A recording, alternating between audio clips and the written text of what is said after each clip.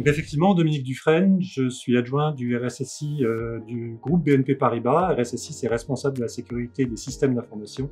La cybersécurité chez BNP Paribas, c'est à peu près 2000 personnes qui travaillent au quotidien pour protéger la banque. Alors ces 2000 personnes, elles ne sont pas toutes dans une seule équipe. Elles sont réparties un peu dans toutes les équipes du groupe. Le groupe BNP Paribas, c'est beaucoup de filiales, de marques en France ou à l'international. Et donc ces 2000 personnes sont un petit peu dans toutes ces entités et dans toutes ces équipes. Alors, vous avez beaucoup de métiers. Vous avez des métiers qui concernent l'analyse des menaces, la détection des menaces et la réaction sur ces menaces.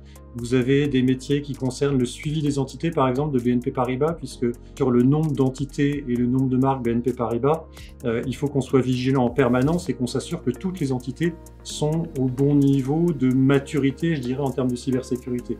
On dit souvent en informatique que quand on a fait les 80 premiers pourcents, on a terminé notre job. En cybersécurité, c'est pas vrai en fait. Il faut qu'on ait même au-delà des 99%, parce qu'en fait, les attaquants, ils peuvent s'infiltrer par le pourcentage qui reste. Donc on essaie vraiment d'avoir une très très grande couverture, et un de nos métiers, c'est justement de nous assurer que toutes les entités sont bien sur ce niveau-là.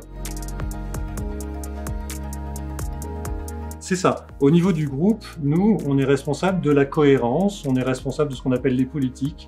On essaye de donner le niveau minimum en termes de cybersécurité que les entités doivent atteindre.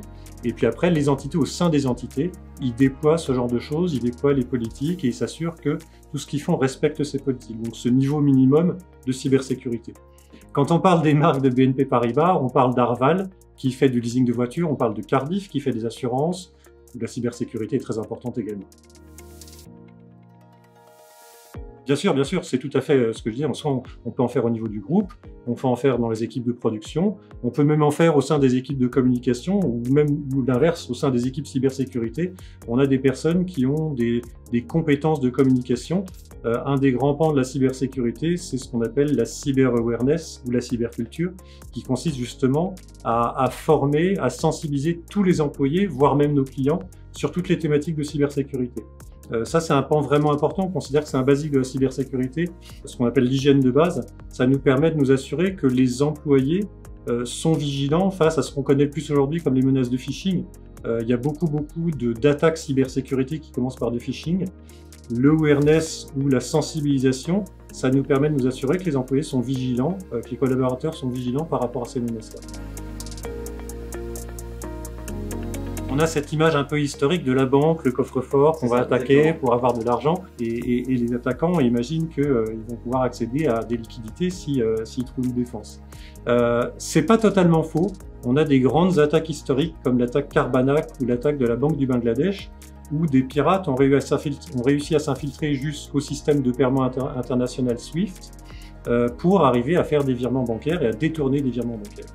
Donc effectivement, c'est un secteur d'activité qui suscite la convoitise, et il faut qu'on se protège encore plus.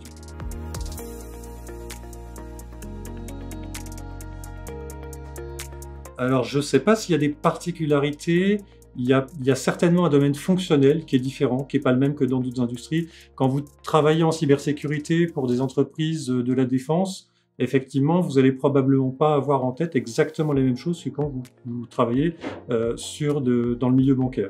On est vraiment sur une protection de nos clients, une protection des systèmes financiers, des systèmes de paiement, des transactions. Assez rapidement, en fait, on va aller vers des choses qui sont relatives à la cyberfraude. On a la fraude classique qui concerne des numéros de carte de crédit, des choses comme ça, et la cybersécurité qui concerne la protection des systèmes d'information. Et en fait, vous comprenez bien que ces choses-là sont en fait très très proches et même se rejoignent. Aujourd'hui, les pirates informatiques, ils font de la cyberfraude en fait pour essayer de maximiser leurs bénéfices en fait. Alors on a plusieurs actions. Déjà en interne, on va essayer de promouvoir énormément la mobilité des collaborateurs. En faisant du reskilling, en faisant de l'upskilling, en développant des filières de formation interne.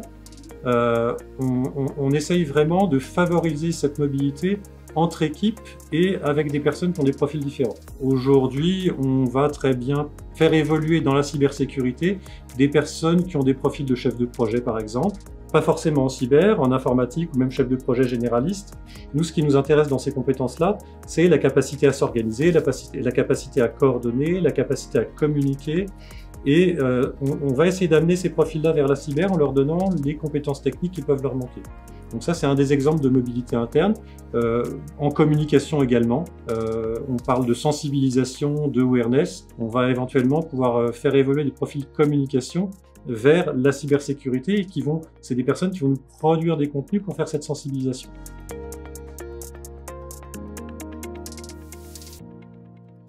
Sans être technique, tout à fait. Alors, la composante technique, elle peut être importante. Un autre exemple que j'ai en termes de mobilité, c'est des gens qui ont travaillé sur de la production informatique, des ingénieurs systèmes, par exemple, qui n'ont pas à la base d'appétence ou de compétences particulières en cybersécurité, mais ils vont pouvoir assez facilement, en fait, de par leur profil, de par leur cursus de formation, apprendre ces spécificités de la cybersécurité et du coup intégrer très facilement des équipes de cybersécurité. Je dis souvent que les filières d'ingénieurs, justement, ce qu'on demande à un ingénieur, c'est d'être mixte, d'être polyvalent et de savoir évoluer. Donc là, de ce point de vue-là, je pense que je suis à peu près dans le moule, je dirais, dans la cible. Par contre, effectivement, dans mon expérience professionnelle à moi, j'ai occupé différents postes au sein de ma carrière, et même assez rapidement, au sein de BNP Paribas, je pense que j'ai changé de poste quasiment tous les 2 ans, voire même parfois tous les ans. Alors, je dirais plutôt non, en fait. C'était vraiment des opportunités. Vraiment très fréquemment, ça a été des opportunités que j'ai saisies pour faire évoluer un petit peu mon poste et mon travail au quotidien. C'est sûr que si on reste 20 ans dans le même poste, c'est pas très intéressant. Enfin, moi, je considère que c'est pas très intéressant. À la fois, l'évolution professionnelle, c'est à la fois une mise en danger, c'est quelque chose qui fait peur, mais c'est aussi quelque chose qui fait l'intérêt, c'est d'apprendre de nouvelles choses et de découvrir de nouvelles choses. Ouais, c'est tout à fait ça, c'est le rôle du manager de détecter quand est-ce que les personnes ont envie de changer ou ont besoin de changer, parce que des fois les personnes ne le savent pas. Donc le rôle du manager, c'est justement de le détecter avant que la personne s'en rende compte quasiment, parce que très souvent, on se retrouve avec des personnes qui sont coincées sur leur poste, qui commencent à s'ennuyer, qui du coup sont moins motivées, moins performantes, qui peuvent perdre le moral, voire même faire des burn-out s'ils sont trop investis dans leur travail. Le rôle du manager, c'est d'identifier ces situations-là, de les anticiper, de les préparer et de faire évoluer leurs équipes, les personnes de leurs équipes vers de nouveaux postes. Alors, soit de les faire évoluer au sein de la cyber, parce qu'il y a énormément de postes différents au sein de la cybersécurité, soit de les faire évoluer après sur d'autres postes au sein de BNP Paribas. Et BNP Paribas est une société qui est, de ce point de vue-là, extrêmement intéressante. C'est une société qui propose une très très grande diversité de postes. On a à peu près tous les métiers possibles et imaginables au sein de BNP Paribas. De la communication, de l'IT, du legal, de la conformité, etc., etc.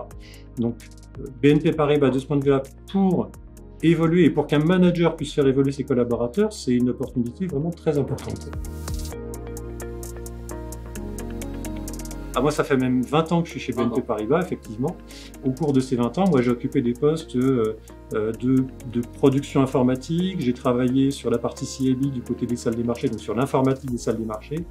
J'ai été responsable de production informatique, responsable de département de développement. Donc c'est pareil, souvent on oppose la production informatique qui sont des ingénieurs systèmes de ce type de profil avec des profils de type développeur qui sont côté développement, mais c'est pas du tout une opposition, c'est évidemment complémentaire et l'évolution de l'un vers l'autre permet de mieux comprendre les contraintes de la partie production quand on est développeur et inversement. Donc cette évolution elle est vraiment très importante. Je fais maintenant plus rarement passer des entretiens de recrutement.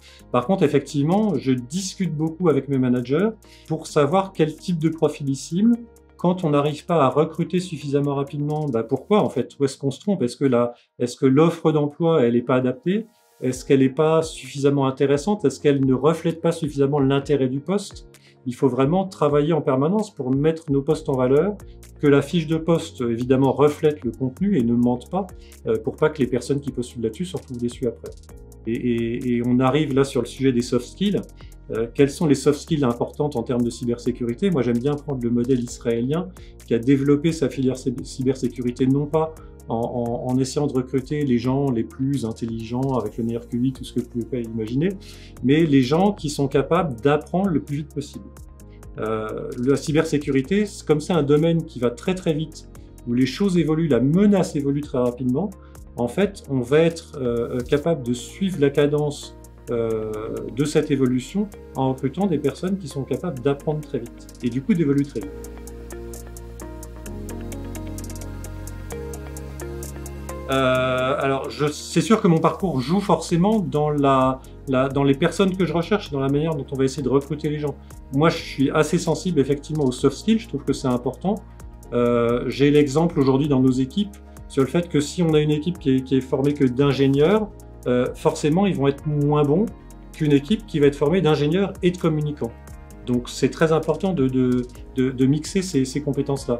Et effectivement, dans mon parcours, moi j'ai toujours essayé d'avoir des équipes qui soient variées, qui soient mixtes, ce qui nous amène aussi au sujet de la diversité en général.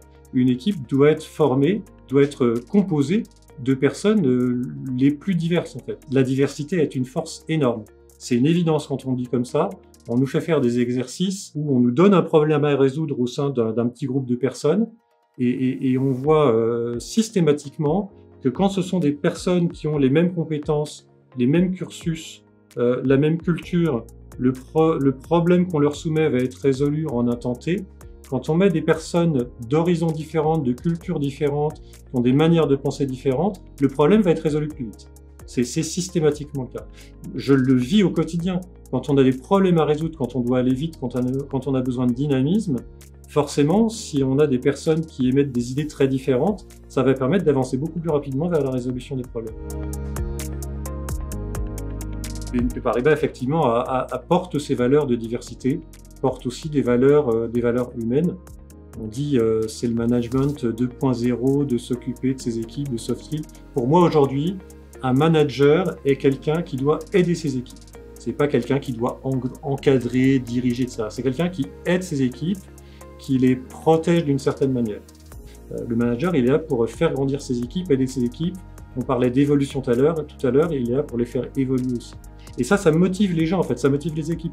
Quelqu'un qui vient au travail et qui est pas bien avec son manager, qui est pas bien au travail, il va pas être performant, on va le perdre, il va vouloir aller travailler ailleurs. Et puis même pour la personne, on revient sur les valeurs humaines, pour la personne, c'est pas une situation qui est enviable, qui est acceptable. Donc le rôle du manager, c'est vraiment de développer ça.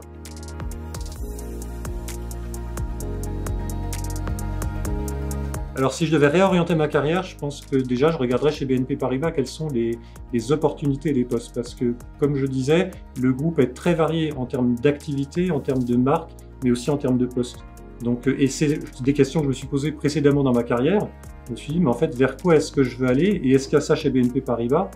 La réponse, 99% du temps, c'est oui. Et du coup, ça permet de faire cette évolution au sein du groupe BNP Paribas. En fait.